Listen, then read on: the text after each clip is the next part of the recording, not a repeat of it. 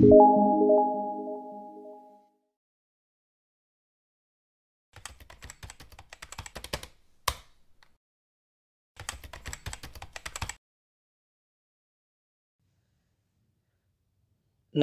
ونصلی علی رسولہ الکریم، بسم اللہ الرحمن الرحیم۔ سامعین محترم، آپ دیکھ رہے ہیں یوپیڈیا چینل۔ ہم آپ کو اپنے چینل پر خوش آمدید کہتے ہیں اور آپ کے لیے اللہ تعالیٰ سے دعا کرتے ہیں کہ اے اللہ، ہمارے جتنے بھی ناظرین ہیں اور جتنے بھی سامعین ہیں، تمام حضرات کو بہترین جزائے خیر عطا فرما۔ دوستو، اللہ تعالیٰ نے اس پوری دنیا کے اندر اپنے حکم کو اور اپنی طاقت کو پھیلایا ہوا ہے۔ یہ پورا کا پورا نظام ہستی اللہ تعالیٰ کی قدرت کے ساتھ چل رہا ہے اور تب تک باقی ہے جب تک اللہ تعالیٰ کی قدرت اور اللہ تعالیٰ کا حکم باقی ہے۔ دوستو، جب اللہ پاک کا ارادہ اس پوری کائنات کو ختم کرنے کا ہوگا تو قرآن پاک کے اندر آتا ہے، اللہ پاک یہ جتنے بھی آسمان کے اوپر ستارے ہیں، اللہ تعالیٰ ان کو توڑ توڑ کر زمین کے اوپر گرا دیں گے۔ تو پیارے دوستو، اللہ کے حکم میں بڑی طاقت ہے، اللہ کے نام میں بڑی تاثیر ہے، اور اللہ تعالیٰ کا کلام پڑھ کے جو بھی کام کیا جاتا ہے اللہ تعالیٰ اس میں ضرور برکتیں عطا فرماتے ہیں۔ پیارے دوستو، ایک بڑا خوبصورت واقعہ آپ لوگوں کے ساتھ شیئر کرتا ہوں۔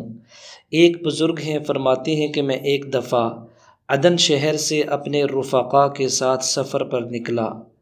دوران سفر رات کے وقت میری ٹانگ میں سخت تکلیف شروع ہو گئی، جس کی وجہ سے میں چلنے سے عاجز ہو گیا اور اپنے رفقا کے ہمراہ آگے نہ جا سکا۔ رفقا چلے گئے اور میں اکیلا سمندر کے کنارے رہ گیا۔ وہ بزرگ فرماتے ہیں کہ میں روزے سے تھا، لیکن افطار کے لیے میرے پاس کھانے کو کچھ نہ تھا۔ جب رات کو میں سونے کی تیاری کرنے لگا تو اچانک کیا دیکھتا ہوں کہ میرے سامنے 2 روٹیاں پڑی ہیں اور ان کے درمیان پرندے کا بھنا ہوا گوشت ہے۔ میں نے وہ روٹیاں اور گوشت رکھ دیا اور ان میں سے کچھ بھی نہ کھایا، کیونکہ انہیں تردد تھا کہ یہ طعام ان کے لیے ہے یا کسی اور شخص کے لیے، نیز اس کے حلال اور حرام ہونے میں بھی انہیں تردد تھا۔ اتنے میں ایک شخص نظر آیا جس کے ہاتھ میں لوہے کا ڈنڈا تھا۔ فقال لی کل یا مرائی، اس نے مجھے کہا، اے ریاکار شخص، کھا۔ وہ بزرگ فرماتے ہیں کہ میں نے ایک روٹی اور کچھ گوشت کھا لیا اور بقیہ کھانا کپڑے میں لپیٹ کر سر کے قریب رکھ دیا اور سو گیا۔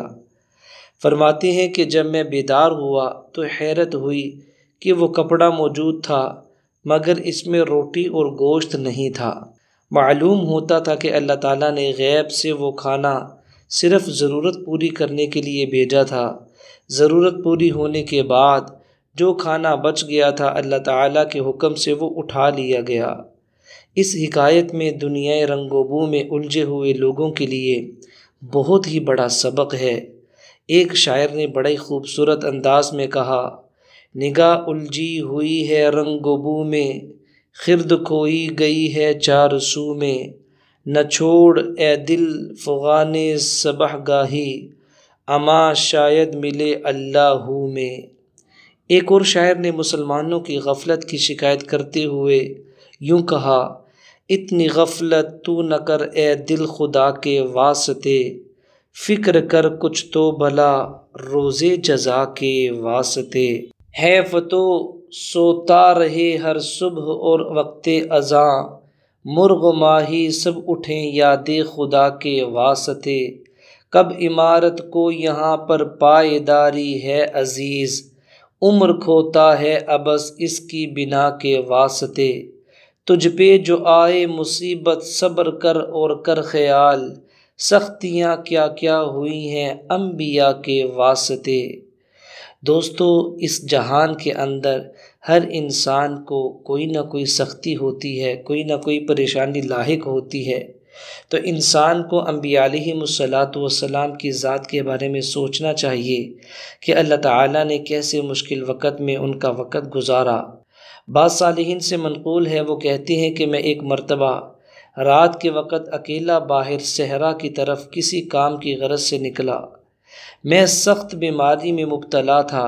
راستے میں مجھے بڑی شدت سے پیاس لگی۔ پیاس اتنی شدید تھی کہ میں اپنی زندگی سے نا امید ہو کر ایک درخت کے نیچے لیٹ گیا۔